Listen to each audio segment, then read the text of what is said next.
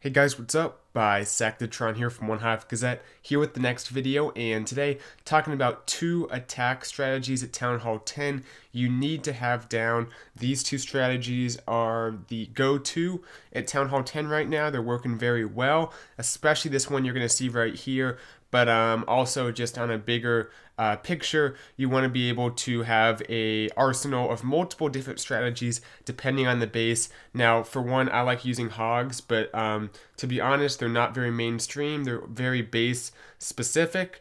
And we're going to take a look at two strategies that work on most Town Hall 10 bases if you can break them down right. Now, there are slight variations you have to do to adjust to each of the to whatever base you're attacking.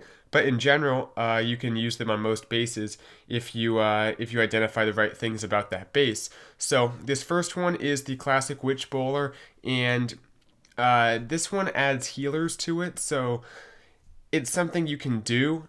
3 healers right here on the Queen, just to help her kind of step up, take out some buildings. Not supposed to be a huge queen walk, just a little bit here. The witches also help out by providing tanking. Just adds a little bit of extra umph to that side of the attack. Then the main force of witches and bowlers is going to the left, working their way up to the top. And going into the base is a golem, the king, and a bunch of bowlers. Now, don't send witches into the base. That's one thing I've kind of learned. They're very good around the outside if you have enough of them. Don't send them into the middle of the base. It's just not worth it. Use more bowlers. And one thing that makes this attack very viable is look at how that Inferno is 1 tile away from these walls. That way, the next jump doesn't even have to let everything into the bowler compartment or into the Inferno compartment because the bowlers can reach it. But I think he has the jump anyway. So, well, actually, he drops the jump a little bit in front. So, yeah, the bowlers are able to shoot into that compartment, which is very important because sometimes the Inferno can just roast your bowlers if it stays up. But regardless, he gets to the wall so quickly. You're using all your spells on your force entering the base. So typically, you're going to need 2 jumps. Sometimes you want to freeze, sometimes not, just depends. With level 2 Infernos, it makes it easier not to have to freeze. But 2 rages and a heal, I think, is what he used here. You can take out a heal or take out a rage and put a freeze in if needed. Don't use more than 1 freeze typically. The front side Inferno, you won't have to freeze for the most part in most cases because your bowlers will be able to get through it so quickly when there's that much of them up at the beginning of the attack that they won't need to freeze. It'll all happen so quickly. But sometimes the back end Inferno, you need to freeze. But awesome attack there. One thing, don't be too thin on the witches going around the outside. You want to have 2 to 3 witches, a group of bowlers, sometimes a few wizards, and also you don't have to do both sides. Sometimes just a group walking around one side of the base and just let the other side just kind of be if there's not many defenses on it, or maybe your queen can go around that side. If there's a lava hound in the CC, let her just walk around one side. Either one works. They're both good options. So yeah, that being said, this one is another strategy you should have down. It is La Lune, and especially, I think this one's especially powerful, is some kind of a bowler kill squad La Lune. I think it's underused. We see too many mass La Lunes with a ton of lava hounds and balloons, and those ones can be tricky because the balloon pathing is difficult if there's a huge part of the base left up. It just gets very difficult to predict where everything's going to go.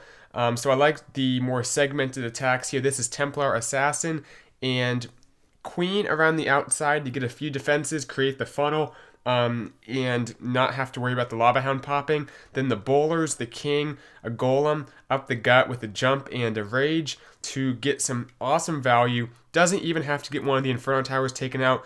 Granted, this is a level 2 Inferno tower base, but oftentimes the level 2 Inferno Tower Town Hall 10s are the ones that the Town Hall 10s need to 3-star, not the max Town Hall 10s. So these might be what you face more often than not. Depends on what clan you're in, I guess.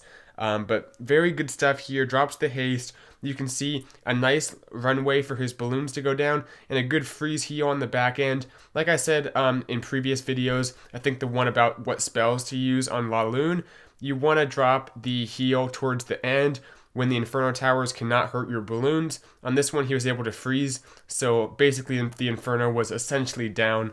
So yeah, worked out great. Nice attack to Templar. And let's go ahead and fast forward to the end here, and that will do it.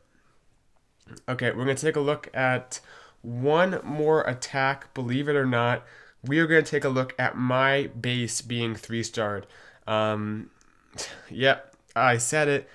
This base I have been using for about a month.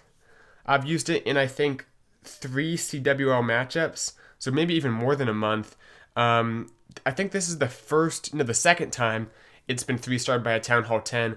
The first time it took like 6 attacks.